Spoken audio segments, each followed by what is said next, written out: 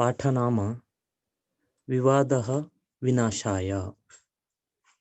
Part 2 इत्युक्ते अस्मिन् पाठात् द्वितीयभागः अहम् इदानीं स्वीकरोमि।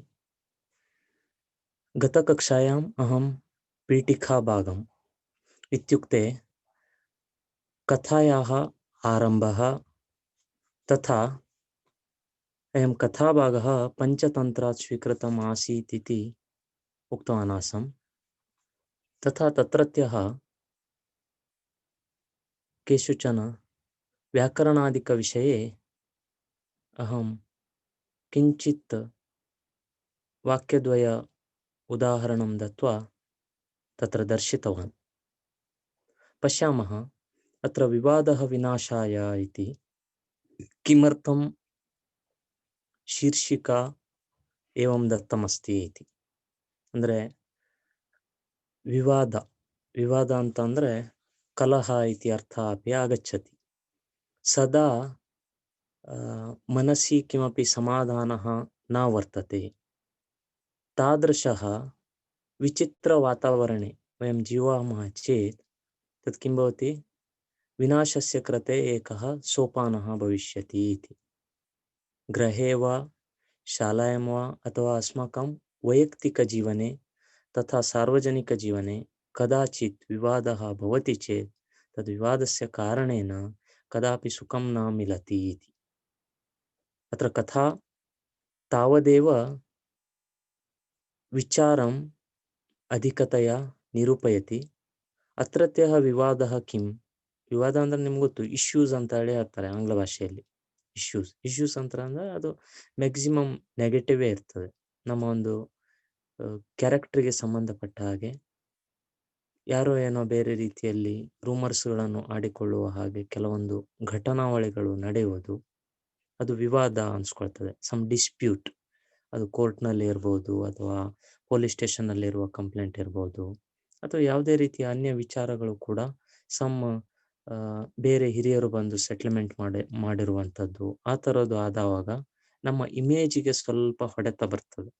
ಅದಕ್ಕೆ ಇಲ್ಲಿ ವಿನಾಶ ಅಂತ ಹೇಳೋದು ನಮ್ಮ ಒಂದು ಪ್ರಾಮಾಣಿಕ ಸ್ವಚ್ಛ ಶುದ್ಧ ಚಾರಿತ್ರ್ಯ ಅಂತ ಹೇಳಿ ಏನು ಇರ್ತದೆ ಅದಕ್ಕೆ ಒಂದು ಕಪ್ಪು ಚುಕ್ಕಿ ಅಂದ್ರೆ ಬ್ಲ್ಯಾಕ್ ಮಾರ್ಕ್ ತರ ಆಗ್ತದೆ ಅಂತ. ವಿನಾಶ ಅಂತ ಅಂದ್ರೆ ಇಲ್ಲಿ ಸಾವು ಅಥವಾ ಮರಣ ಅಂತ ಹೇಳಿ ಹಾಗೆ ತೆಗೆದುಕೊಳ್ಬೇಕಂತ ಇಲ್ಲ ಅದರ ಅರ್ಥವನ್ನು. ವಿನಾಶ ಅಂತ ಅಂದ್ರೆ ಇಲ್ಲಿ ನಮ್ಮ ಒಂದು ವ್ಯಕ್ತಿತ್ವಕ್ಕೆ, ಪ್ರಾಮಾಣಿಕತೆಗೆ ಒಂದು ಮೊಳೆ ಹೊಡೆದ ಹಾಗೆ. ಯಾವ ರೀತಿ, ಅದು ಕಪ್ಪು ಚುಕ್ಕೆ ಬ್ಲ್ಯಾಕ್ ಮಾರ್ಕ್ ತರ ಒಂದು ಮೊಳೆಯನ್ನು ಹೊಡೆದ ಹಾಗೆ. ಈಗ ವಿದ್ಯಾರ್ಥಿಗಳು ಪರೀಕ್ಷೆಯಲ್ಲಿ ಕಾಪಿ ಹೊಡೆದು ಡಿಬಾರ್ ಆದ್ರೆ ಏನಾಗ್ತದೆ, ಅದು ಅವರ ಒಂದು ಪರ್ಸನಾಲಿಟಿ. ಅವರು ಏನು ಇಷ್ಟು 10-12 ವರ್ಷಗಳಿಂದ ಒಂದು ಒಳ್ಳೆಯದಾದ ತಮ್ಮ ಇಮೇಜ್ ಅನ್ನು ಬೆಳೆಸ್ಕೊಂಡು ಬಂದಿದ್ರು, ಅದು ಒಂದು ಕಾಪಿ ಹೊಡೆದು ಒಂದು ಪ್ರಶ್ನೆಗೆ ಉತ್ತರ ಬರುತ್ತಾ ಆವಾಗ ಸ್ಕ್ವಾಡಿಗೆ ಸಿಕ್ಕು ಡಿಬಾರ್ ಆಗೋದ್ರಿಂದ ಅದು ಅವರಿಗೆ ಜೀವನ ಪೂರ್ತಿ ಮರೆಯಲಾಗದಂತ ಒಂದು ಶೋಕದ ವಿಚಾರವೇ ಆಗಿ ಉಳಿತದೆ. ಅದಕ್ಕೆ ಇಲ್ಲಿ ವಿವಾದ ವಿನಾಶಾಯ. ಆ ತರಹದ ವಿವಾದಗಳಿಂದ ನಮಗೆ ಯಾವುದೇ ರೀತಿಯ ಒಳಿತಾಗುವುದಿಲ್ಲ ಅಥವಾ ಏನೂ ಲಾಭ ಇಲ್ಲ ಎನ್ನುವುದೇ ಇದರ ಅರ್ಥ. ಕಸ್ಮಿಂಶ್ಚಿದ್ ವೃಕ್ಷೇ ಪುರ ಅಹಂ ಅವಸಂ. ಇದು ಈ ಕಥೆಯನ್ನು ಕಾಗೆಯು ಉಲೂಕಕ್ಕೆ ಅಂದ್ರೆ ಊಲ್ಗೆ ಹೇಳುವಂಥದ್ದು ಎನ್ನುವ ಒಂದು ಅರ್ಥದಲ್ಲಿ ಕಾಕೋಲುಕಿ ಅನ್ನುವ ಭಾಗದಲ್ಲಿ ಬರ್ತದೆ. ಕಾಗೆ ಮತ್ತು ಉಲೂಕದ ನಡುವೆ, ಗೂಗೆಯ ನಡುವಿನ ಸಂಭಾಷಣೆ. ಆದ್ರೆ ಇಲ್ಲಿ ವಾರ್ತಾಲಾಪ ಹೇಗಿದೆ ಅಂತಂದ್ರೆ, ಕಶ್ಚಿದ್ ವಾಯಸ ಕಥಾಮಿಮಂ ಕಥಯತಿ. ಯಾವುದೋ ಒಂದು ಕಾಗೆ ಈ ಕಥೆಯನ್ನು ಹೇಳ್ತದೆ.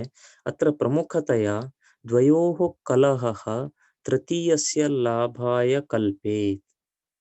ದ್ವಯೋಃ ಕಲಹಃ, ಇಬ್ಬರ ಜಗಳ ಮೂರನೆಯವನಿಗೆ ಲಾಭ ಅಂತ ಹೇಳಿ ನಮ್ಮ ಕನ್ನಡದಲ್ಲಿ ಗಾದೆ ಉಂಟು. ಹಾಗೆ ಯಾರೋ ಇಬ್ಬರ ನಡುವಿನ ಒಂದು ಕ್ಲಾಶ್, ಜಗಳ, ಅದು ಫ್ರೆಂಡ್ಶಿಪ್ ಅಲ್ಲಿ ಇರ್ಬೋದು ಅಥವಾ ಗೊತ್ತಿರುವ ಪರಿಚಿತ ಜನರ ಮಧ್ಯದಲ್ಲಿ ಆಗಿರಬಹುದು ಅಥವಾ ನೇಬರ್ಸ್, ನೆರೆಹೊರೆ ಅಂದ್ರೆ ನಮ್ಮ ಆಸುಪಾಸಿನಲ್ಲಿರುವ ಜನಗಳ ಮಧ್ಯೆ ಆಗತಕ್ಕಂಥ ಕಲಹ ಇರ್ಬೋದು.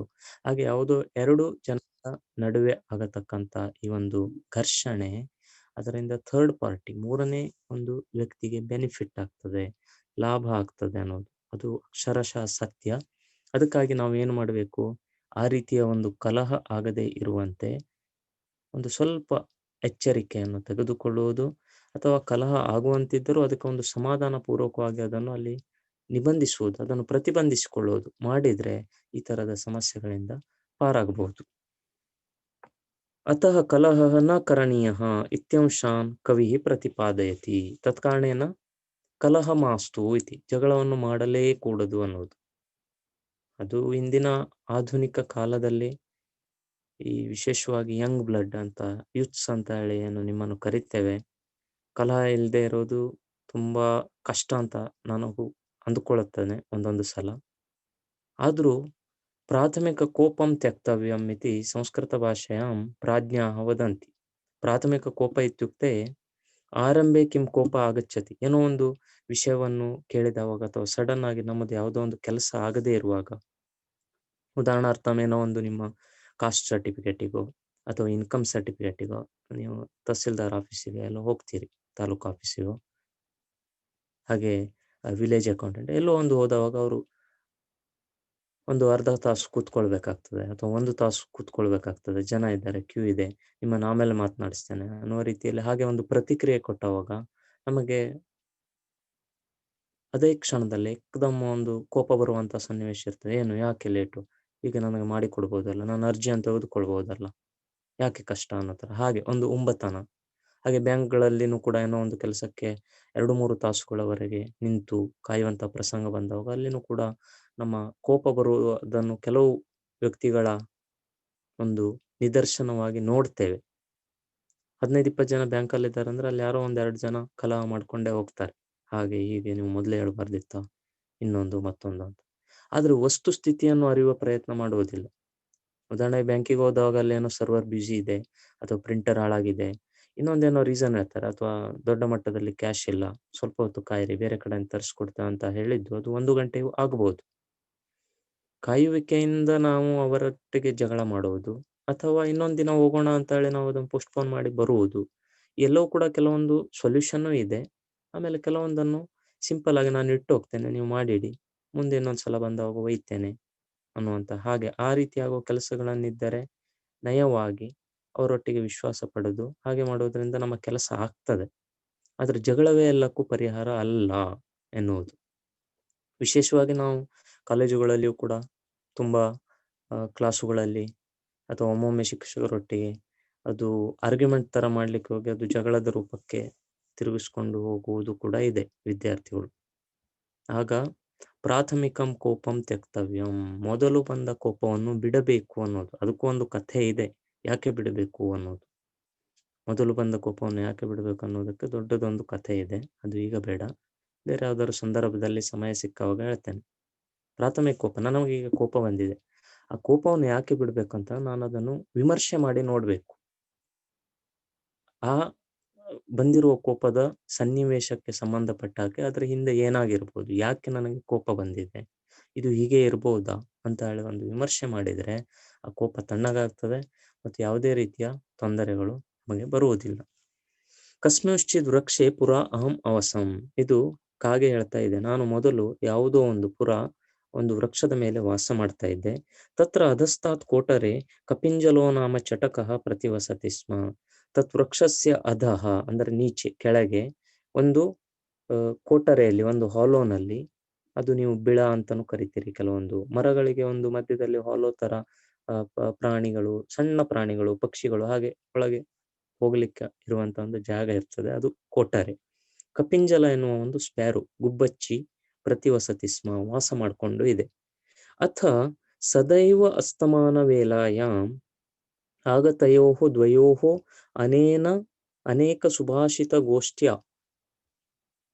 ಅರ್ಥ ಸದೈವ ಅಸ್ತಮಾನ ವೇಲಾಯಾಮ್ ಇತ್ಯುಕ್ತೆ ಸಾಯಂಕಾಲ ಸಮಯ, ಪ್ರತಿದಿನ ಈವ್ನಿಂಗ್ ಟೈಮಲ್ಲಿ ಈ ಕಾಗೆ, ವಾಯಸ, ಇನ್ನೊಂದು ಗುಬ್ಬಚ್ಚಿ, ಅವೆರಡೂ ಕೂಡ ಅಲ್ಲಿ ಆ ಮರದಲ್ಲಿ ಸಂಧಿಸ್ತಾ ಇದ್ವು, ಭೇಟಿ ಮಾಡ್ತಾ ಇದ್ವು.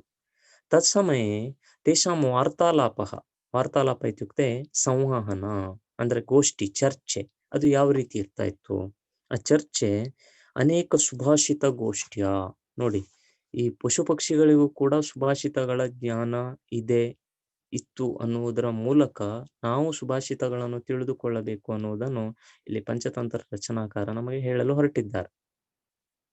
ಅವುಗಳಿಗೆ ಸುಭಾಷಿತ ಬರ್ತಾ ಇತ್ತು ಅಥವಾ ಇಲ್ಲವೋ ಎನ್ನುವ ಒಂದು ವಿಮರ್ಶೆ ಆಲೋಚನೆ ಬೇರೆ. ಬಂದ್ ಬರ್ತಾನೂ ಇದ್ದಿರಬಹುದು. ಯಾಕೆ ನಾವು ಇಲ್ಲ ಅಂತ ಹೇಳೋದು? ಪ್ರಾಣಿಗಳಿಗೆ, ಪಕ್ಷಿಗಳಿಗೆ ಈ ರೀತಿ ಸುಭಾಷಿತ ಹೇಳುವುದು ಗೊತ್ತಿದೆ ಅಂತ ಅಂದ್ರೆ ನಾವು ಮನುಷ್ಯರಾದವರು ನಮಗೂ ಕೂಡ ಸುಭಾಷಿತ ಜ್ಞಾನ ಬೇಕು. ನಾವು ಕೂಡ ಅದನ್ನು ಅಭ್ಯಸಿಸ್ಕೊಳ್ಬೇಕು ಅನ್ನುವುದು ಒಂದು ಇಲ್ಲಿ ವಿಚಾರ. ಗೋಷ್ಠ್ಯ ಚರ್ಚೆ ಮಾಡ್ತಾ ಇದ್ರು. ಸುಭಾಷಿತಗಳ ಒಂದು ಮಂಥನ ನಡೀತಾ ಇತ್ತು. ದೇವರ್ಷಿ, ಬ್ರಹ್ಮರ್ಷಿ, ರಾಜರ್ಷಿ, ಪುರಾಣ ಚರಿತ ಕೀರ್ತನೇನ ಯಾವ ರೀತಿಯ ಒಂದು ಅಲ್ಲಿ ಆ ಕಾಗೆ ಮತ್ತು ಗುಬ್ಬಚ್ಚಿಯ ನಡುವೆ ಸಂವಾದ ನಡೀತಾ ಇತ್ತು ಅಂತಂದ್ರೆ, ದೇವರ್ಷಿ, ಬ್ರಹ್ಮರ್ಷಿ, ರಾಜರ್ಷಿ, ಪುರಾಣ ಚರಿತ ಕೀರ್ತನೇನ ಈ ಮುಂತಾದ ವ್ಯಕ್ತಿಗಳಿಗೆ ಸಂಬಂಧಿಸಿದ ಪುರಾಣ ಚರಿತ್ರೆಗೆ ಸಂಬಂಧಿತ ಕಥೆಗಳ ಮೂಲಕ, ಅಂದ್ರೆ ಇದು ಬಹಳ ಬುದ್ಧಿವಂತ ಪಕ್ಷಿಗಳಾಗಿದ್ವು ಅನ್ನೋದು. ರಾಜರ್ಷಿಯಲ್ಲಿ, ಬ್ರಹ್ಮರ್ಷಿಯಲ್ಲಿ, ದೇವರ್ಷಿಯಲ್ಲಿ ನೋಡಿ, ದೇವಲೋಕದವರು, ಭೂಲೋಕದವರು, ಒಬ್ಬೊಬ್ರಿಗೆ ಒಂದೊಂದು ಈ ಪ್ರಶಸ್ತಿಗಳು ಇದೆ. ವಿಶ್ವಾಮಿತ್ರನಿಗೆ ರಾಜರ್ಷಿ ಅಂತ ಹೇಳಿ ಕರೀತಾರೆ. ಹಾಗೆ ದೇವರ್ಷಿ ಅಂತ ಹೇಳಿ ನಾರದರನ್ನು ಕರೀತಾರೆ. ಹಾಗೆ ಉದಾತ್ತ ಸಾಧನೆ ಮಾಡಿದಂತ ಗಣ್ಯರಿಗೆ, ವರೆಣ್ಯರಿಗೆ ಬ್ರಹ್ಮರ್ಷಿ ಅಂತ ಹೇಳಿ ಕೂಡ ಉಪಾಧಿ ಇದೆ. ಈ ತರಹದ ದೇವಲೋಕದ ಮತ್ತು ಈ ಪಂಡಿತರ, ಋಷಿಮುನಿಗಳ ವಿಶೇಷವಾದ ಒಂದು ಅವರ ಬುದ್ಧಿಮತ್ತೆಗೆ ಸಂಬಂಧಿಸಿದ ವಿಚಾರಗಳನ್ನು ಹೋಲುವ ಕಥೆಗಳನ್ನು ಅಂತ ಅಂದ್ರೆ ಪುರಾಣ ಚರಿತ ಕೀರ್ತನೆಯನ್ನ, ಇಲ್ಲಿ ಚರಿತ ಅಂತ ಅಂದ್ರೆ ಚರಿತ್ರೆ, ಪುರಾಣಕ್ಕೆ ಸಂಬಂಧಿಸಿದ ಕೆಲವು ಘಟನಾವಳಿಗಳನ್ನು, ಚರಿತ್ರೆಯನ್ನು ಇಟ್ಟುಕೊಂಡು ಅವರು ಪರ್ಯಟನ ದೃಷ್ಟ ಅನೇಕ ಕುತೂಹಲ ಪ್ರಕಥನೇನ. ಪರ್ಯಟನ ಇತ್ಯುಕ್ತೆ ಭ್ರಮಣ, ರೋಮಿಂಗ್. ಪಕ್ಷಿಗಳು ಫ್ಲೈ ಮಾಡ್ತಾವಲ್ಲ, ಹಾರ್ತಾವಲ್ಲ, ಇಲ್ಲಿಂದ ಅಲ್ಲಿಗೆ ಏಕ ಪ್ರದೇಶಾತ್ ಅನ್ಯದೇಕ ಪ್ರದೇಶಂ ಪ್ರತಿ ತೇ ಭ್ರಮಣಂ ಕುರ್ವಂತಿ. ತದ್ ಭ್ರಮಣ ಮಾರ್ಗೆ ಗಮನ ಸಮಯೇ ತೇಷಾಂ ಚಿಂತನಂ ಉಪರಿತನ ಭಾಗಾತ್ ಅಧಃ ಕಿಂ ಪ್ರಚಲತಿ ಪಶ್ಯಂತಿ. ಅಂದ್ರೆ ಅವ್ರಿಗೆ ದೂರದೃಷ್ಟಿ ಇದೆ. ಆತರ ನಾವು ಇಲ್ಲಿಂದ ನೋಡಿದ್ದು ನಮ್ಮ ಕಣ್ಣಳತೆಗೆ ಎಷ್ಟು ಕಾಣ್ತದೋ ಅಷ್ಟೇ ನೋಡುವುದಲ್ಲ. ಜಾಸ್ತಿ ಸಂಚಾರ ಮಾಡುವುದರಿಂದ ಮೇಲಿನಿಂದ ಕೆಳಗಿನವರೆಗೆ ಏನೆಲ್ಲ ನಡೀತಾ ಇದೆ, ಹೇಗೆ ಇದೆ ಪ್ರಪಂಚ ಎನ್ನುವುದನ್ನು ತಿಳಿದುಕೊಳ್ತದೆ. ಯಥಾ ವಯಂ ವಿಮಾನಯಾನೇನ ಗಚ್ಚನ್ ಸಮಯ, ನೀವು ಯಾರಾದ್ರೂ ಹೋಗಿದ್ದಿದ್ರೆ, ಅಹಂನಾಗತವಾನ್ ವಿಮಾನಯಾನೇನ ಉಪರಿ ವಿಮಾನಯಾನೇನ ಉದಾಹರಣಾರ್ಥ ಮಾತ್ರ ಕುಮಟಾ ವಿಮಾನ ನಿಲ್ದಾಣಂ ನಾಸ್ತಿ. ಸಪೋಸ್ ಗಚ್ಚನ್ ಚೇತ್ ಹುಬ್ಬಳ್ಳಿತಃ ಬೆಂಗಳೂರು ಅಥವಾ ಮಂಗಳೂರುತಃ ಮುಂಬೈ ಏವಂ ವಿಮಾನಯಾನೇನ ಭ್ರಮಂತಿ ಚೇತ್ ತತ್ಸಮಯೇ ವಿಮಾನ ಬಹು ಉಪರಿ ಗಚ್ಚತಿ. ತದುಪರಿತನ ಭಾಗಾತ್ ಅಧಃ ಪಶ್ಯತಿ ಚೇತ್ ಪ್ರಪಂಚ ಬಹು ಲಘು ಇತಿ ದೃಶ್ಯತೆ. ಅನಂತರಂ ಕಿಮಪಿ ವಿಶೇಷತಾ ಅಸ್ತಿ ಚೇದಪಿ ತತ್ರ ವಯಂ ದೃಷ್ಟುಂ ಶಕ್ನುವಂತಿ ಇತಿ ನೈವ ತಥಾ ಏವ ಭವತಿ. ಏವಂ ಕ್ರಮೇಣ ಏತೆ ಪಕ್ಷಯಃ ಪರ್ಯಟನ ದೃಷ್ಟ ಅನೇಕ ಕುತೂಹಲ ಪ್ರಕಥನೇನ ಚ ಪರಮ ಸುಖಂ ಅನುಭವತೋಃ ಕಾಲೋ ವೃಜತಿ. ಇದಾನಿಂ ಏತದ್ ಚಟಕ, ಗುಬ್ಬಚ್ಚಿ ಎಲ್ಲೋ ಒಂದ್ ಕಡೆಗೆ ಹೋಗಿದೆ. ತಥಾ ವಾಯಸ ಅನ್ಯದೇಕಂ ಪ್ರಾಂತಂ ಪ್ರತಿ ಗಚ್ಚತಿ, ಅದು ಇನ್ನೊಂದು ಪ್ರದೇಶಕ್ಕೆ ಹೋಗಿದೆ. ಇದು ಎರಡೂ ಜನ ಹೋಗಿರುವ ಪ್ರದೇಶಗಳು ಬೇರೆ ಬೇರೆ. ಆ ಬೇರೆ ಬೇರೆ ಪ್ರದೇಶಗಳಿಂದ ಅವೆರಡೂ ಬಂದು ಇಲ್ಲಿ ಒಟ್ಟಿಗೆ ಕುಳಿತುಕೊಂಡು ತನಗೆ ಇವತ್ತು ಏನು ಎಕ್ಸ್ಪೀರಿಯನ್ಸ್ ಆಗಿದೆ, ನಾನು ಏನು ವಿಶೇಷವಾದದ್ದನ್ನು ನೋಡಿದೆ, ಅಥವಾ ಆ ಪಕ್ಷಿ ಕೇಳ್ತದೆ, ನೀನು ಏನು ಇವತ್ತು ವಿಚಿತ್ರ ಘಟನಾವಳಿಗಳನ್ನು ನೋಡಿದೆ. ಹಾಗೆ ಆ ತರದ ಒಂದು ಕುತೂಹಲ ಹುಟ್ಟಿಸುವಂತ ಘಟನೆಗಳನ್ನು ಮಾತನಾಡಿ ಪರಮ ಸುಖಂ ಅನುಭವತಃ ಇತ್ಯುಕ್ತೆ ಆನಂದವಾಗಿ ಕಾಲ ಕಳೀತಾ ಇದ್ವು ಅಂತ. ಅಂದ್ರೆ ಅವರಿಗೆ ಯಾವುದೇ ರೀತಿಯ ತೊಂದರೆ ಇರಲಿಲ್ಲ, ಬಾಧೆ ಇರಲಿಲ್ಲ. ಯಾಕೆ ಇರಲಿಲ್ಲ ಅಂತಂದ್ರೆ ಪರಸ್ಪರ ಸುಖ ದುಃಖಸ್ಯ ವಾರ್ತಾಲಾಪ ವಿನಿಮಯೇನ ಅಸ್ಮಾಕಂ ಬಹು ದುಃಖ ನಿವಾರಿತಂ ಭವತಿ ತಥಾ ಅಧಿಕ ಸಂತೋಷ ಮಿಲತಿ. ನೀವು ಕೂಡ ಇದನ್ನು ಪ್ರಯೋಗ ಮಾಡಿ ನೋಡಿ. ನಿಮ್ಮ ಒಂದು ಒಳ್ಳೆಯ ಹಿತಕರವಾದ ಸುಖ ಅಂತ ಅನಿಸುವ ಘಟನಾವಳಿ, ಹಾಗೆ ನಿಮಗೆ ಸಮಾಧಾನ ತರದ ದುಃಖದ ವಿಚಾರ ಅಥವಾ ಖೇದಕರ ವಿಚಾರವನ್ನು ನೀವು ಇನ್ನೊಬ್ಬರೊಟ್ಟಿಗೆ ಶೇರ್ ಮಾಡಿ ನೋಡಿ. ಆಗ ಅವರಿಗೆ ಆಗಿರುವ ಆ ತರದ ಅನುಭವವನ್ನು ಅವರು ನಿಮಗೆ ಹೇಳ್ತಾರೆ. ಆಗ ಅದನ್ನು ಕೇಳಿದವಾಗ ನಾನು ಅಂದುಕೊಂಡದಕ್ಕಿಂತ ಹೆಚ್ಚು ಕಷ್ಟ ಬೇರೆಯೊಬ್ಬರಿಗೆ ಇದೆ ಅಂತಾಳೆ ನಾನು ಸ್ವಲ್ಪ ನನ್ನ ದುಃಖದ ಲೆವೆಲ್ ಅನ್ನು ಕಡಿಮೆ ಮಾಡಿಕೊಳ್ಳಬಹುದು. ಯಾಕೆಂತಂದ್ರೆ ನನಗಿಂತಲೂ ಹೆಚ್ಚು ದುಃಖದವರಿದ್ದಾರೆ. ಹಾಗೆ ಹೇಳ್ತಾರೆ. ಯಾಕೆ?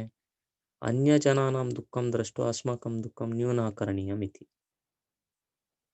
ಈಗ ನಾವು ಇಷ್ಟು ಚೆನ್ನಾಗಿದ್ದೇವೆ, ಆದ್ರೆ ಏನೋ ಒಂದು ದುಃಖ ಇದೆ ಅನ್ನೋ ಬಾಧೆ ನಮ್ಮನ್ನು ಕಾಡ್ತಾ ಇರ್ತದೆ.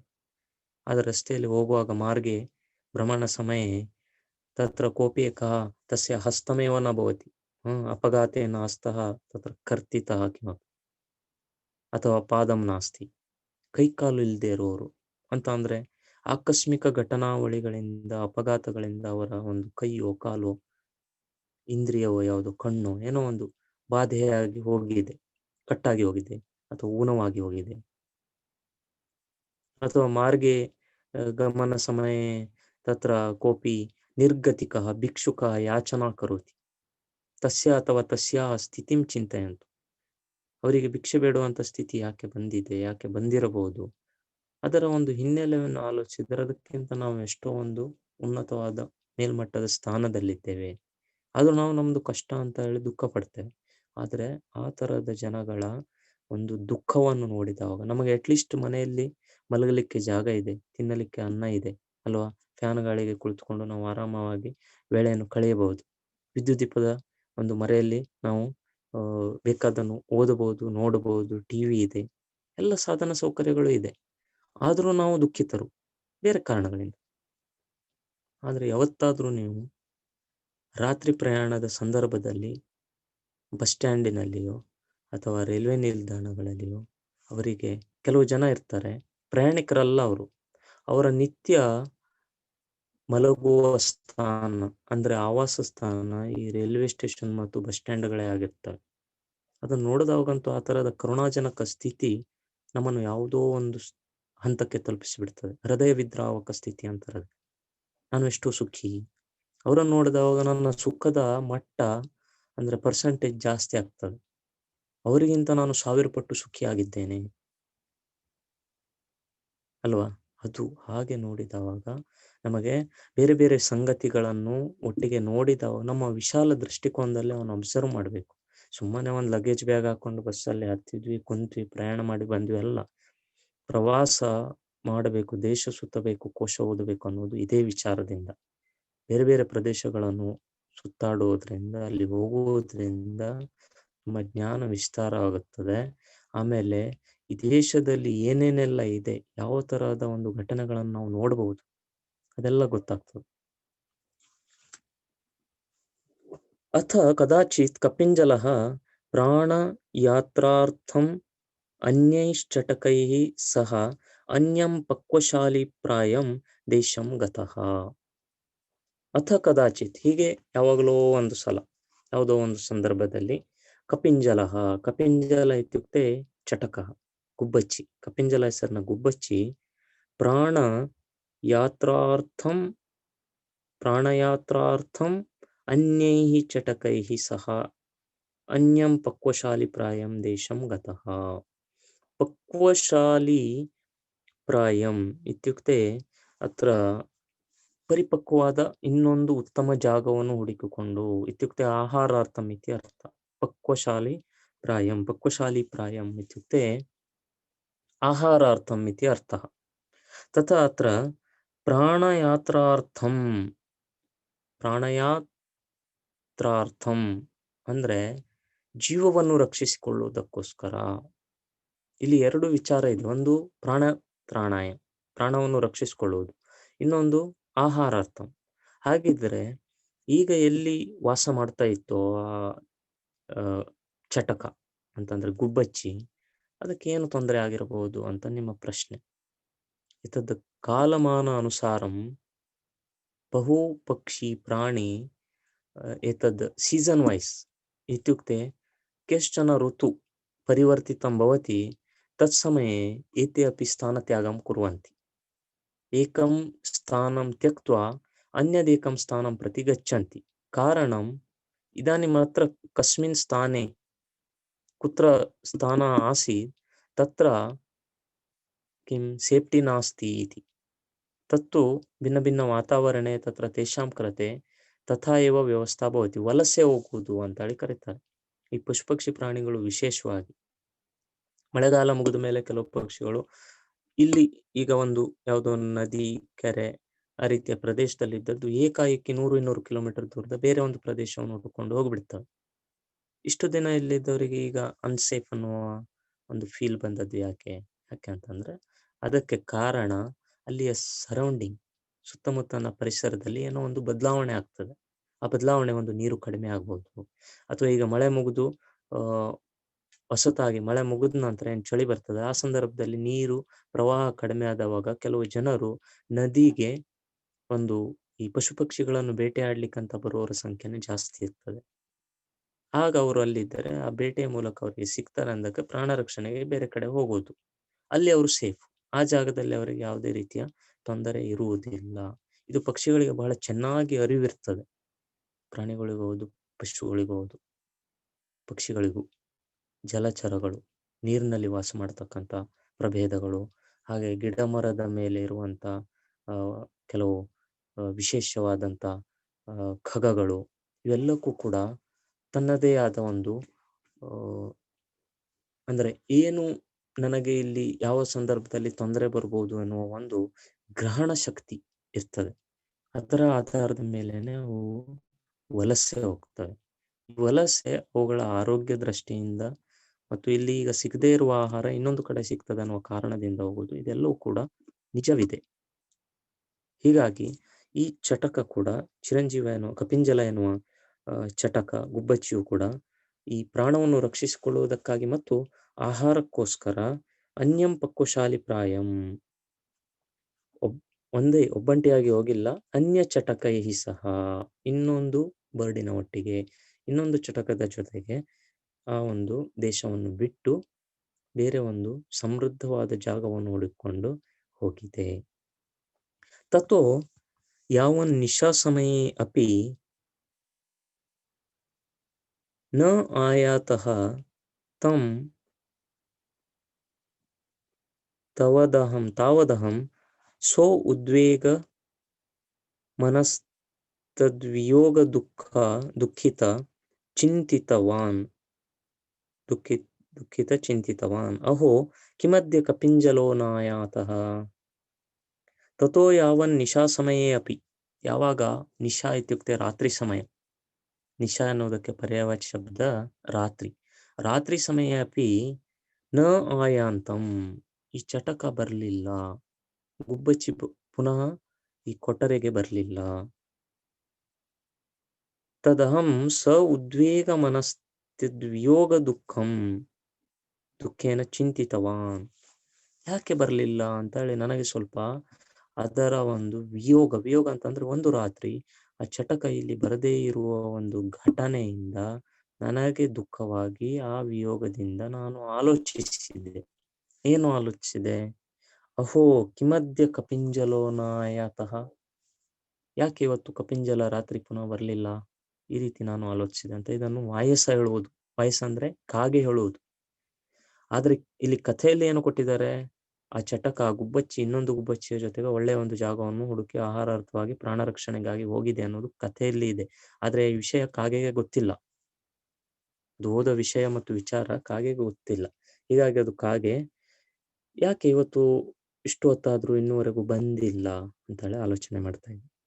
ಕಿಂ ಕೇನಾಪಿ ಪಾಶೇನ ಬದ್ಧ, ಕೇನಾಪಿ ಪಾಶೇನ ಬದ್ಧ. ಪಾಶ ಅಂತಂದ್ರೆ ಇಲ್ಲಿ ಈ ಬೇಟೆಗಾರರು ಇರ್ತಾರಲ್ಲ, ವ್ಯಾಧ ಅಂತಂದ್ರೆ ಬೇಟೆಗಾರರು.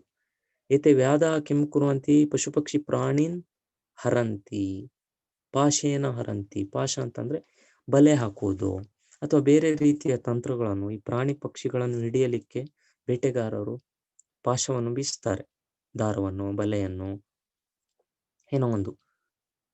ಅದರಲ್ಲಿ ಏನಾದರೂ ಈ ಗುಬ್ಬಚ್ಚಿ ಬಂಧಿಯಾಗಿರಬಹುದೇ? ಯಾರಾದರೂ ಬೇಟೆಗಾರನು ಈ ಗುಬ್ಬಚ್ಚಿಯನ್ನು ಹಿಡಿದಿರಬಹುದೇ? ಉತಃ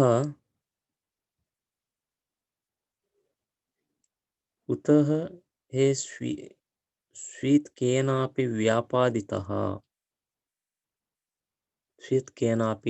ವ್ಯಾಪಾದಿತಃ, ಅಥವಾ ಯಾರಾದರೂ ಬೇಟೆಗಾರರು ಅಥವಾ ಬೇರೆ ಜನರು ವ್ಯಾಪಾದಿತ ಹೊಡೆದು ಸಾಯಿಸಿಬಿಟ್ರ?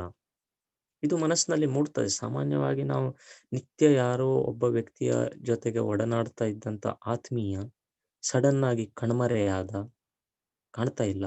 ಎಲ್ಲಿ ಇರ್ಬೋದು? ಏನಾಗಿರ್ಬೋದು? ನಿತ್ಯ ಇಷ್ಟೊತ್ತಿಗೆ ಈ ಜಾಗದಲ್ಲಿ ಸಿಗ್ತಾ ಇದ್ದವನು ಇವತ್ತು 2-3 ತಾಸು ಎಕ್ಸ್ಟ್ರಾ ಟೈಮ್ ಆಗಿದೆ. ಆದ್ರೂ ಬಂದಿಲ್ಲ, ಬರ್ತಾ ಇಲ್ಲ. ಸಂಪರ್ಕಿಸೋಣ ಅಂತ ಅಂದ್ರೆ ದೂರವಾಣಿ ಸಂಖ್ಯೆಯೂ ಇಲ್ಲ. ಏನ್ ಮಾಡೋದು? ಎಲ್ಲಿ ಹೋದ? ಯಾಕೆ? ಏನ್ ತೊಂದರೆ ಆಗಿರ್ಬೋದು? ಬಸ್ ಏನಾದ್ರು ತಪ್ಪಿತಾ? ಅಥವಾ ಏನಾದ್ರೂ ದುಡ್ಡು ಗಿಡ್ಡು ಒಂದು ಪಿಕ್ ಪಾಕೆಟ್ ಆಗಿ ಅವನಿಗೆ ಬರ್ಲಿಕ್ಕೆ ದುಡ್ಡು ಸಿಗ್ಲಿಲ್ವಾ? ಏನೇನೋ ಮನಸ್ಸಲ್ಲಿ ಪ್ರಶ್ನೆಗಳು ಮೂಡ್ತವೆ. ಹಾಗೆ ಇಲ್ಲಿ ವಯಸ್ಸಸ್ಯ ಮನಸ್ಸಿ ಅಪಿ ಯಥಾವದೇವ ಪ್ರಶ್ನ ಆಗತಃ ತತ್ಕಿಂ ವ್ಯಾಧಃ ಕೇನಾಪಿ ವ್ಯಾಧೇನ ಹತಃ ವಾ ಅಥವಾ ಬಂಧಿತಃ ವಾ ಕಿಮರ್ಥಂ ನ ಆಗತಃ? ಯಾಕೆ ಬರ್ಲಿಲ್ಲ? ಬೇಟೆಗಾರನು ಹೊಡೆದು ಸಾಯಿಸಿ ಬಿಟ್ಟನೆ ಅಥವಾ ಬೇಟೆಗಾರನು ಪಾಶದಲ್ಲಿ ಸಿಲುಕಿ ಹಾಕಿಕೊಂಡಿತೆ? ಸರ್ವಥಾ ಯದಿ ಕುಶಲೀ ಭವತಿ ತನ್ ಮಾಂ ವಿನಾ ನ ತಿಷ್ಠತಿ. ಯಾವಾಗೆಲ್ಲ ಅದು ಒಳ್ಳೆಯದಾಗಿ ಇದೆಯೋ, ಆರೋಗ್ಯದಲ್ಲಿ ಒಳ್ಳೆಯ ಒಂದು ಗುಡ್ ಹೆಲ್ತ್ ಅಂತ ಹೇಳಿ ಇದ್ದವಾಗ ಈ ಗುಬ್ಬಚ್ಚಿ ಯಾವತ್ತಿಗೂ ನನ್ನನ್ನು ಮಿಸ್ ಮಾಡಿದ್ದಿಲ್ಲ. ಅಂತಂದ್ರೆ ಪ್ರತಿನಿತ್ಯ ನನ್ನ ಭೇಟಿ ಮಾಡಿ ನನ್ನೊಟ್ಟಿಗೆ ಮಾತಾಡಿ ನಾವಿಬ್ಬರು ಕುಶಲೋಪರಿಯನ್ನು ವಿಚಾರಿಸಿ ತನ್ ಮಾಂ ವಿನಾ ನ ತಿಷ್ಠತಿ, ನಾನಿಲ್ಲದೆ ಅದು ಒಬ್ಬಂಟಿ ಇರ್ತಿರ್ಲಿಲ್ಲ. ಅಂದ್ರೆ ನಾವಿಬ್ಬರು ಬೇರೆ ಬೇರೆ ಜಾಗಕ್ಕೆ ಹೋದ್ರು ಕೂಡ ರಾತ್ರಿ ಸಮಯದಲ್ಲಿ ಒಂದೇ ಕಡೆಗೆ ಇಬ್ಬರು ಇರ್ತಾ ಇದ್ವಿ ಅನ್ನೋದು. ಏವಮ್ಮೆ ಚಿಂತಯತೋ ಬಹು ಅನ್ಯ ಅಹಾನಿ ವ್ಯತಿಕ್ರಾಂತಾನಿ. ಅತ್ರ ಅಹನಿ ಇತ್ಯುಕ್ತೆ ಅಹನಿ ಅಪಿ ಬಹು ದಿವಸಗಳು, ಬಹು ದಿನ ರಾತ್ರಿಗಳು ಅಂತಾಳೆ. ಅಹನ್ ಎನ್ನುವ ಮೂಲ ಶಬ್ದಕ್ಕೆ ಈ ರೀತಿಯಾಗಿ ಅರ್ಥೈಸ್ಕೊಳ್ಬೇಕು. ತುಂಬಾ ದಿನಗಳು ಗತಿಸಿದವು. ಈ ರೀತಿಯಾಗಿ ನಾನು ಆಲೋಚನೆ ಮಾಡಿ ಬಹು ಅಹಾನಿ ವ್ಯತಿಕ್ರಾಂತಾನಿ ಸಮಾಪಿತಾನಿ ಗತಾನಿ ತತಶ್ಚ ತತ್ರ ಕೋಟರೆ ಕಚಿತ್ ಶೀಘ್ರಗೋ ನಾಮ ಶಶಕೋ ಅಸ್ತಮನ ವೇಲಾಯಾಂ ಆಗತ್ಯ ಪ್ರವಿಷ್ಟಃ. ಈ ರೀತಿ ಬಹಳ ದಿನಗಳು ಕಳೆದು ಹೋಗಲಾಗಿ ಇನ್ನೊಂದು ದಿನ ಆ ಪ್ರದೇಶದಲ್ಲಿ ಏಕಃ ಶೀಘ್ರಗೋ ನಾಮೋ ಶಶಗಃ. ಇಲ್ಲಿ ಶೀಘ್ರಗಃ ಎನ್ನುವುದು ಹೆಸರು. ಯಾರ ಹೆಸರು? ಶಶಕದ ಹೆಸರು. ಶಶಕ ಅಂದ್ರೇನು? ಸಂಸ್ಕೃತ ಭಾಷಾಯಾಂ ಶಶಕ ಇತ್ಯುಕ್ತೆ ಶಶಕಃ ಇತ್ಯುಕ್ತೆ ರ್ಯಾಬಿಟ್ ಇತಿ ಭವತಿ. ಮೊಲ. ಒಂದು ಬೆಳ್ಳಗಿನ ಸುಂದರವಾದ ಮೃದುವಾದ ಉಣ್ಣೆ ತುಪ್ಪಲಿನ ಇರುವ ಒಂದು ಮೊಲ ಸಾಯಂಕಾಲ ಸಮಯ ಇನ್ನೊಂದು ದಿನ ತದೇವ ಕೋಟರೆ. ಯಾವ ಕೋಟರೆಯಲ್ಲಿ ಈ ಕಪಿಂಜಲ ಎನ್ನುವ ಹೆಸರಿನ ಗುಬ್ಬಚ್ಚಿ ವಾಸ ಮಾಡ್ತಾ ಇತ್ತೋ ಅದೇ ಸೇಮ್ ಕೊಠರೆಯಲ್ಲಿ ಈ ಒಂದು ಮೊಲ ಬಂದು ಸೇರಿಕೊಂಡಿತು. ಅಂದ್ರೆ ಜಾಗ ಖಾಲಿ ಇತ್ತು, ಯಾರು ಇಲ್ಲ ಅಂತ ಹೇಳಿ ಅನ್ಸ್ಕೊಂಡು ಅದು ತನಗೆ ಇದು ಸೇಫ್ಟಿ ಇದೆ ಅಂತ ಹೇಳಿ ಅರಿತುಕೊಂಡು ಆ ಶಶಕಃ ತತ್ರ ಕೋಟರೆ ಪ್ರವಿಷ್ಟಃ. ಮಯಾಪಿ ಕಪಿಂಜಲ ನಿರಾಶತ್ವೇನ ನ ನಿವಾರಿತಃ. ಮಯಾಪಿ ನಾನು ಕೂಡ ಅದು ಬಂದು ಈ ರೀತಿ ಆ ಕೊಠರೆ ಒಳಗೆ ಸೇರಿದ್ದನ್ನು ಅಪೋಸ್ ಮಾಡಲಿಲ್ಲ. ಯಾಕಂತಂದ್ರೆ ನನಗೂ ಈ ಕಪಿಂಜಲ ಇಲ್ಲದೆ ಇರುವುದು ಒಂದು ರೀತಿಯ ನಿರಾಶತ್ವ ಅಂತಂದ್ರೆ ಬೇಜಾರಿತ್ತು, ಬೇಸರ ಇತ್ತು. ಆ ಬೇಸರದಿಂದ ನಾನು ಹೊರಬರಬೇಕು ಅಂತಂದ್ರೆ ನನಗೆ ಈ ಕಪಿಂಜಲನ ಜಾಗದಲ್ಲಿ ಅಟ್ಲೀಸ್ಟ್ ಬೇರೆ ಯಾವುದೋ ಒಂದು ಜನ ಬಂದಿದೆಯಲ್ಲ, ನನಗೆ ಫ್ರೆಂಡ್ಶಿಪ್ಪಿಗೆ ಅನುಕೂಲ ಆಗಿತ್ತು ಅಂತ ಹೀಗಾಗಿ ನಾನು ಅದನ್ನು ವಿರೋಧಿಸ್ಲಿಕ್ಕೆ ಹೋಗ್ಲಿಲ್ಲ. ಅನ್ಯಥಾ ಅಸ್ಮಿನ್ ಅಹನಿ ಕಪಿಂಜಲಃ ಶಾಲೀ ಭಕ್ಷಣಾತ್ ಇವ ಪೀವರತನು ಸ್ವಮಾಶ್ರಯಂ ಸ್ಮೃತ್ವ ಭೂಯೋಪಿ ತತ್ರೈವ ಸಮಾಯಾತಃ. ಹಾಗೆ ಅನ್ಯಸ್ಮಿನ್ ಅಹನಿ ಇತ್ಯುಕ್ತೆ ಇನ್ನೊಂದು ಯಾವುದೋ ದಿನ. ಈಗ ಈ ದಿನ ಒಂದು ಮೊಲ ಆ ಕೊಠರೆಯೊಳಗೆ ಬಂದು ಸೇರಿಕೊಂಡಿದೆ. ಹೀಗೆ ಕೆಲವು ದಿನದ ಬಳಿಕ ಅಂತ ನೀವು ಓದ್ಕೊಳ್ಬೇಕು. ಅನ್ಯಸ್ಮಿನ್ ಅಹನಿ ಇನ್ನೊಂದು ಬೇರೆಯದೇ ದಿನದಲ್ಲಿ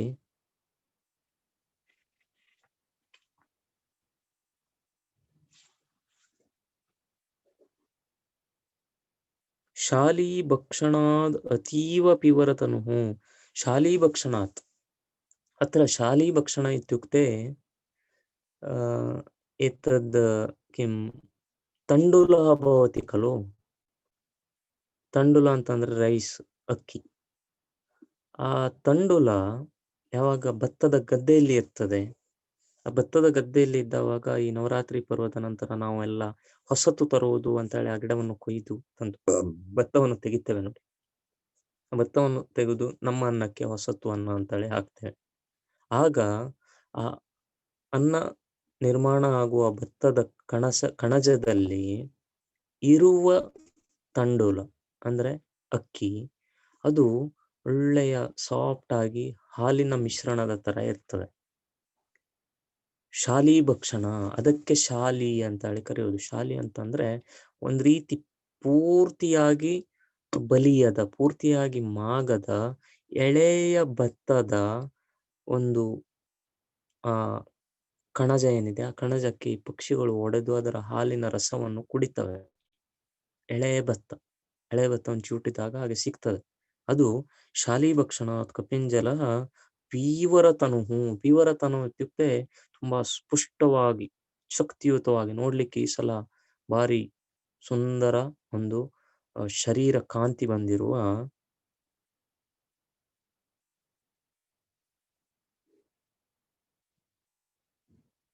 ತನ್ನ ಮೂಲ ನಿವಾಸವನ್ನು ಹುಡುಕಿಕೊಂಡು ಸ್ವಂ ಆಶ್ರಯಂ ಸ್ಮೃತ್ವ ತನ್ನ ಹಿಂದಿನ ಮನೆಯನ್ನು ನೆನಪಿಸಿಕೊಂಡು ಏನ್ ಮಾಡಿದೆ ಪುನಃ ತತ್ರೈವ ಸಮಾಯಾತಃ ಭೂಯೋಪಿ ಅಂತ ಅಂದ್ರೆ ಅಲ್ಲಿ ಮತ್ತೆ ಬಂದು ಸೇರಿಕೊಂಡಿದೆ ಯಾರು ಕಪಿಂಜಲ ಹಿಂದೆ ಇದು ಸೇಫ್ ಅಲ್ಲ ಅಥವಾ ಇಲ್ಲಿ ನನಗೆ ಚೆನ್ನಾಗಿ ಆಹಾರ ಸಿಗುವುದಿಲ್ಲ ಅನ್ನೋ ಕಾರಣದಿಂದ ಈ ಬಿಲವನ್ನು ಪೊಟರೆಯನ್ನು ಬಿಟ್ಟು ಹೊರ ಹೋದಂತ ಕಪಿಂಜಲ ಅದರ ಮಧ್ಯದಲ್ಲಿ ಒಂದು ಮೊಲ ಬಂದು ಸೇರಿಕೊಂಡಿದೆ ಆ ಘಟನೆ ಆದ ಕೆಲವು ದಿನದ ಬಳಿಕ ದಷ್ಟಪುಷ್ಟವಾಗಿರುವ ಅದು ಹೇಗೆ ದಷ್ಟಪುಷ್ಟ ಆಗಿದೆ ಒಳ್ಳೆ ಈ ಎಳೆಯ ಭತ್ತದ ಅಕ್ಕಿಯನ್ನು ತಿಂದಿರುವ ಕಾರಣದಿಂದ ಅದರ ಶರೀರವು ಕಾಂತಿಯುತವಾಗಿದೆ ಹಾಗೆ ತನ್ನ ನಿಜವಾದ ಮನೆಯನ್ನು ನೆನಪಿಸಿಕೊಂಡು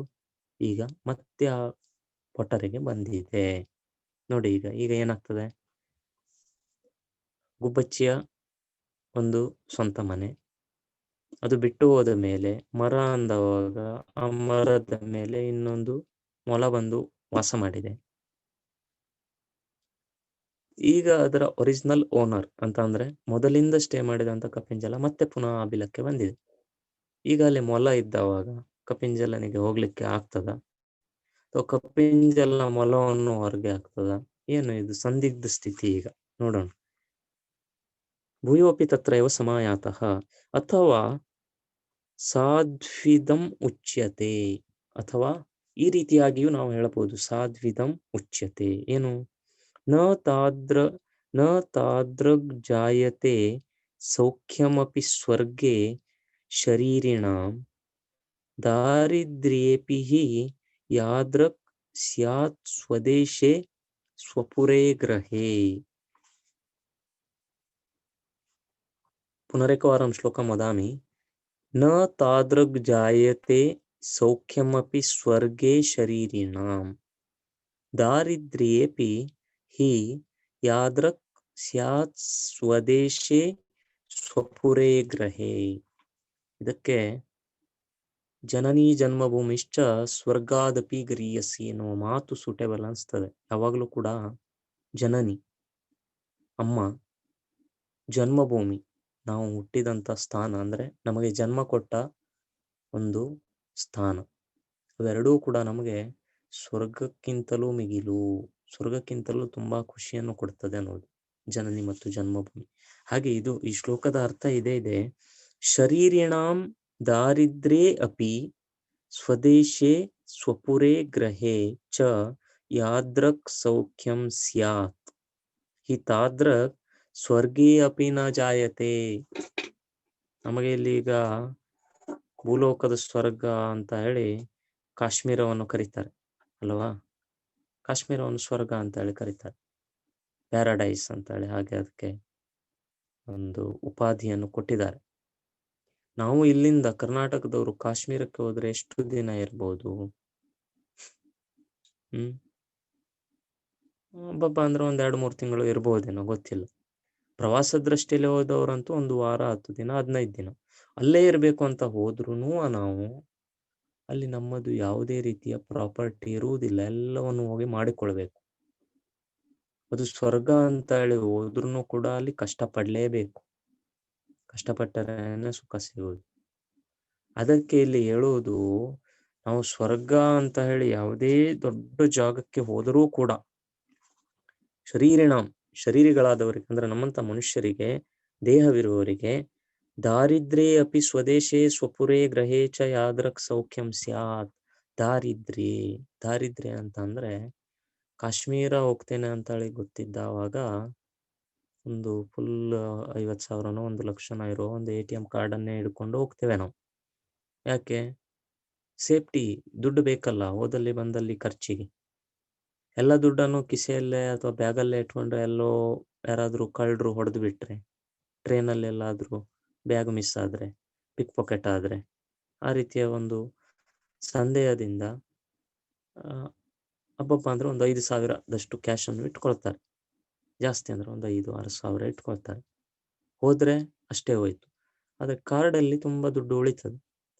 ಈಗ ಕಾಶ್ಮೀರ ಹೋಗಿದ್ದೀರಿ 2-3 ಜನ, ಅಲ್ಲೇ ಇರ್ಬೇಕಂತಾನೆ ಹೋಗಿದ್ದೀರಿ ಅಂದ್ಕೊಳ್ಳೋಣ. ಹೋದ್ರಿ, ಹೋಗಿ ಅಲ್ಲಿ ಒಂದು ಮನೆ ಹಿಡಿದು ಸ್ವರ್ಗ, ಕಾಶ್ಮೀರ ಸ್ವರ್ಗ. ಅಲ್ಲಿಯ ಫುಡ್ಡಿಗೆ ಅಡ್ಜಸ್ಟ್ ಆಗ್ಲಿಕ್ಕೆ ಆಗ್ಲಿಲ್ಲ, ಅಥವಾ ಅಲ್ಲಿಯ ಶೈತ್ಯ ಚಳಿ ಜಾಸ್ತಿ ಇದೆ, ದುಡ್ಡಿದೆ ಇರ್ಲಿಕ್ಕೆ ಆಗುದಿಲ್ಲ ಒಂದು ಸ್ಥಿತಿ. ಇನ್ನೊಂದು, ಒಳ್ಳೆ ಚೆನ್ನಾಗಿದೆ, ಅಡ್ಜಸ್ಟ್ ಆಗಿದ್ದೀರಿ, ಚಳಿ ಆದ್ರೂ ಏನ್ ತೊಂದ್ರೆ ಇಲ್ಲ, ಎಲ್ಲ ಸ್ವೆಟ್ರು ಮಫ್ಲರು ಅದು ಇದೆಲ್ಲ ಹಾಕೇನೋ ಸೇಫ್ಟಿ ಮೆಜರ್ ತಗೊಂಡು ಇದ್ದೀರಿ. 2-3 ತಿಂಗಳು ಹೋಯ್ತು. ATM ಕಾರ್ಡಲ್ಲಿರುವ 1,00,000 ರೂಪಾಯಿ ಖತಮ್ ಆಗಿದೆ. ಅಲ್ಲಿ ನಮ್ಮ ಭಾಷೆ ಗೊತ್ತಿಲ್ಲದ ಅಥವಾ ನಮಗೆ ಸ್ಕಿಲ್ ಇಲ್ಲದ ಜನಕ್ಕೆ ಅಲ್ಲಿ ಯಾವುದೇ ರೀತಿಯ ಉದ್ಯೋಗನೂ ಕೊಡ್ತಾ ಇಲ್ಲ. ಆಗ ದಾರಿದ್ರ್ಯ ಸ್ಥಿತಿ. ಯಾವಾಗ ನಮ್ಮ ಕೈಯಲ್ಲಿರುವ ಕಾಸೆಲ್ಲ, ದುಡ್ಡೆಲ್ಲ ಖಾಲಿಯಾಗಿ ನಮಗೆ ಬೇರೆ ಯಾರೂ ಸಹಾಯ ನೀಡಲಾರರು, ಅಲ್ಲಿ ಆಶ್ರಯ ಕೊಡಲಾರರು, ಅಥವಾ ಅಲ್ಲಿ ಅನ್ನ ಸಿಗಲಾರದು ಎನ್ನುವ ಒಂದು ಸ್ಥಿತಿ ನಮಗೆ ಬರ್ತದೋ ಅಥವಾ ಬರಬಹುದು ಅಂತ ನಿರೀಕ್ಷಿಸ್ತೇವೆಯೋ, ಇಲ್ಲ 1 ವಾರ ಇದ್ದವಾಗ್ಲೇನೆ ನಮಗೆ ಗೊತ್ತಾಗ್ತದೆ, ನನ್ನ ATM ಅಲ್ಲಿ ಈಗ ಬರೀ ಇರೋದು 3,000, ಅಂದ್ರೆ ನಾನು ಈ ಸಲ ಸ್ಲೀಪರ್ ಕೋಚಲ್ಲಿ ಹೋಗ್ಲಿಕ್ಕೆ ಆಗುದಿಲ್ಲ, ಬರೀ ಇರೋದು 3,000. ಬರುವಾಗ ಆರಾಮಾಗಿ AC ಸ್ಲೀಪರ್ ಕೋಚಲ್ಲಿ ಬಂದಿದ್ದು, ಈಗ ಜನರಲ್